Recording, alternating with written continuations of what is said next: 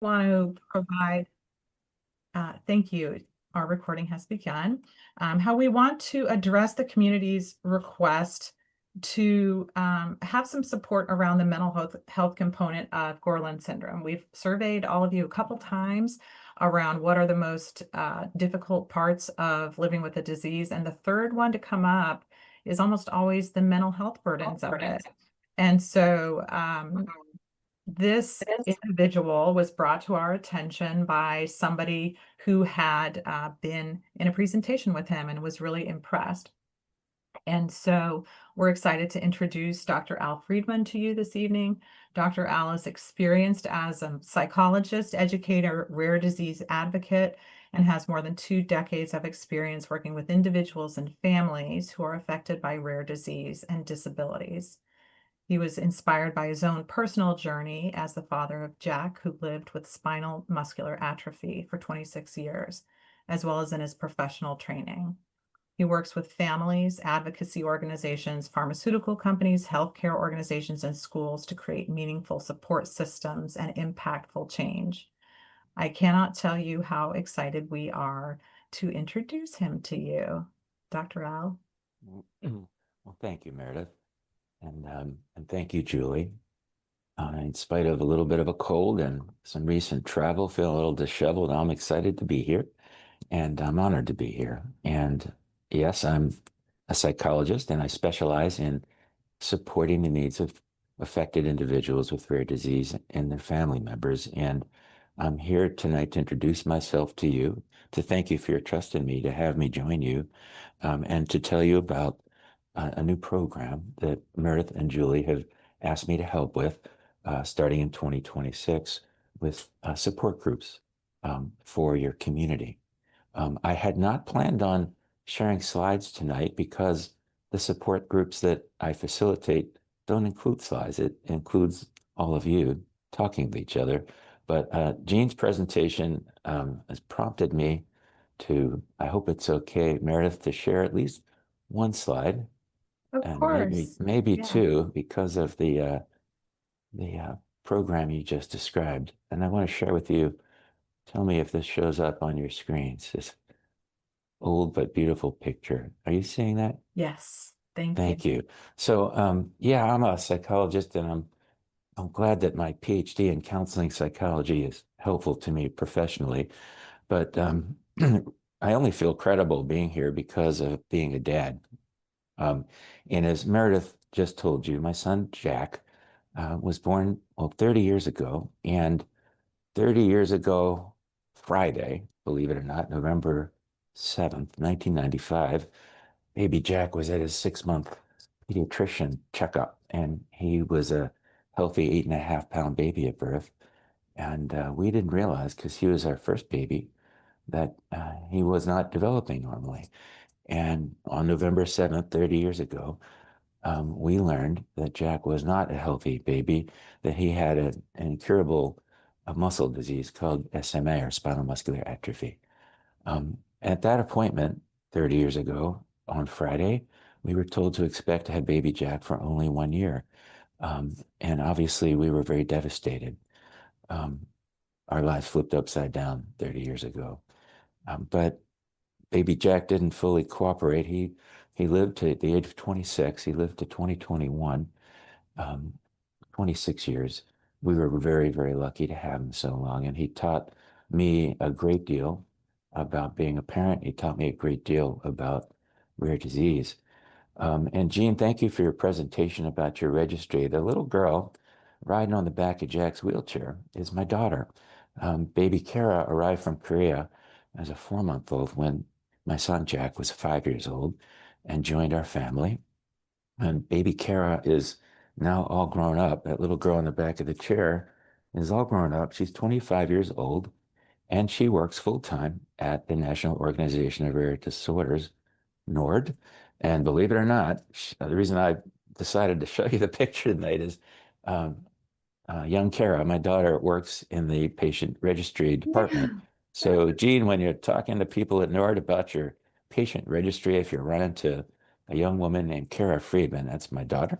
Okay, Um, that's and wonderful. I talk to and them all the time. yeah, Thank you she for the connection. yeah, she might be embarrassed that I showed y'all a picture of her when she was a little girl, but I'm very proud of her because, as you can imagine, growing up, as you parents know, growing up with a sibling who's affected by a rare disease is a complicated experience. So I was guessing my daughter would run away from rare disease as far as she could, and especially after losing her brother. And she finished college and chose to take a step in. And she is working, it's her full-time job, 3 years at Nord. So I'm very proud of her. Um, my son is the reason I'm here. And because of my son, my professional practice has shifted over the years. And a very large majority, 80% of my professional time, probably more at this point, is focused on rare disease. I provide counseling to affected individuals and family members, individual therapy across the country. My license is good in 42 states because of the pandemic. And I facilitate support groups all over the world now. Your organization will be, I believe, the sixth um, organization, rare disease advocacy organization, that I'll be facilitating support groups for. Um, I'm very excited having read about your group and listening to the presentation tonight. And it's been wonderful to get to know Julie and Meredith and to hear about the evolution of your work over these past couple of years. You've had a lot going on. And I also want you to know, because of my experience, both personal and professional, how greatly I respect the challenges you face and your families face with Gorlin.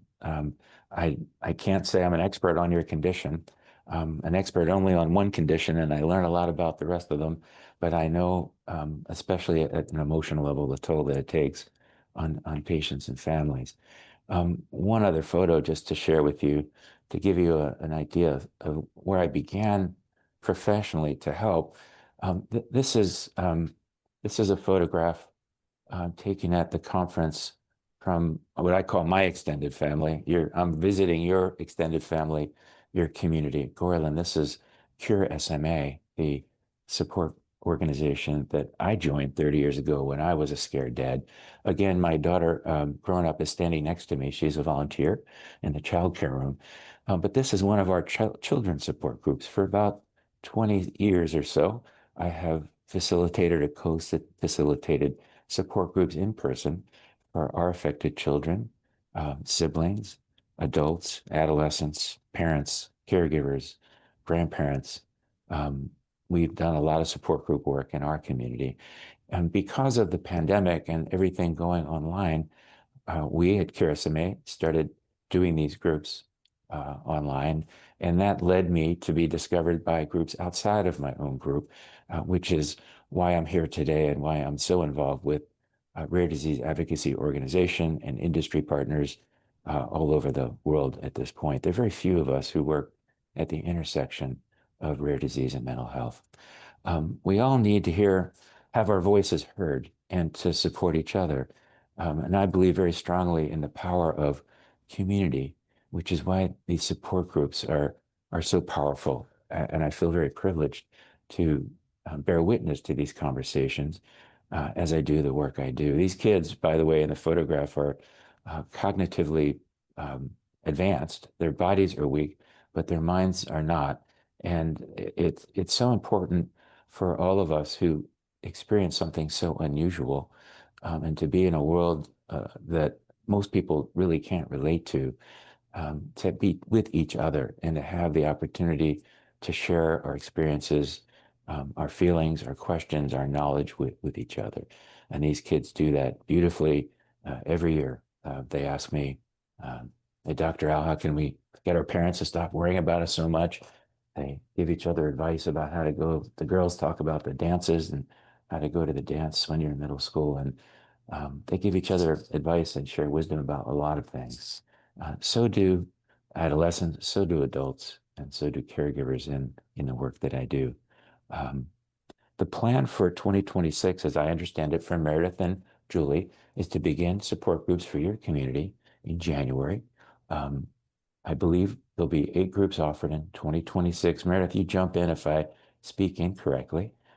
90 minutes long, 4 groups in 2026 for affected individuals with Gorlin, 4 groups for caregivers of affected individuals with Gorlin. The groups are not structured. I don't do as much talking during these groups as I'm doing right now. Um, what happens in the groups is that people are together online as you are now and have the opportunity to use the time with each other as they wish. And I am intentional in not providing an agenda or a structure for the people who join the groups that I facilitate. I, I lean on the people who join the groups to introduce themselves and to tell each other and to tell me what they feel is important to them at that point in time.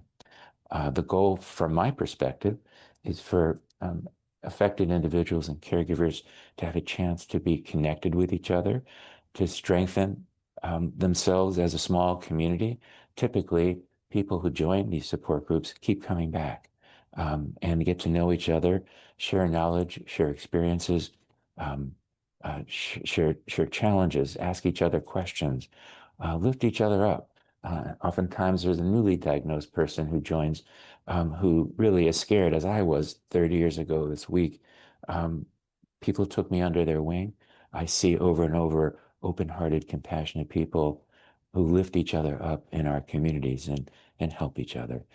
Because I'm a practicing psychologist, because I've had the experience I've had as a dad, and because I specialize in helping people with mental health issues, I'm privileged to guide these conversations and to be present and to respond both as a parent and as a psychologist in ways that I can be helpful. But I do far less talking when the groups are happening than I'm doing right now.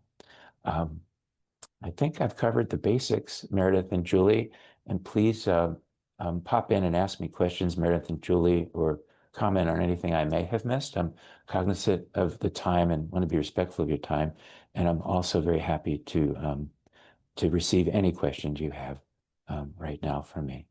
It's a pleasure to be here tonight, and thank you for having me. And thank you for indulging me as a dad sharing my kids with you tonight too.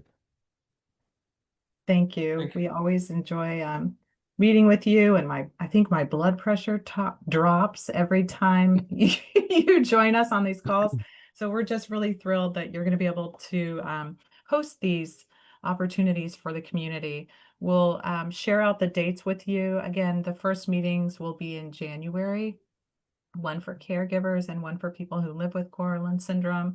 And our idea was that we'll have the opportunity to meet with him quarterly for each of those groups. But in the interim, we'll still have the meeting of our community groups. So we're hoping to kind of bridge the connections between people. So you'll have the Dr. Al time, and then the following month, you'll have the opportunity to meet with the community groups. And we'll see if we can build up a little bit of momentum and the relationships through that, more regular interaction with each other. But I don't want to eat up the time. Does anyone have any additional questions for Dr. L or about this program? I would just like to share, Dr. Al, that very grateful for you sharing your story, your family, and your time with us. We are very grateful for that. Thank you, Bobby. I'm grateful.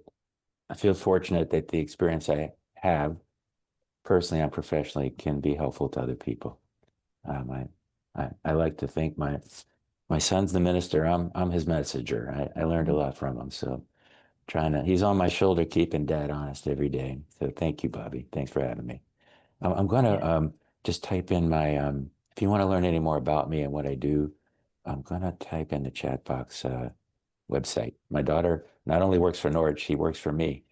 So she helps me. She made a little website because I'm good at what I do, but I'm not good at the social media and the web stuff. So she made me a little website, and you can find me there if you want to see anything more about me and what I do, or pass it on to people who aren't here. I would encourage you. The best way for the groups to develop and grow is by word of mouth. So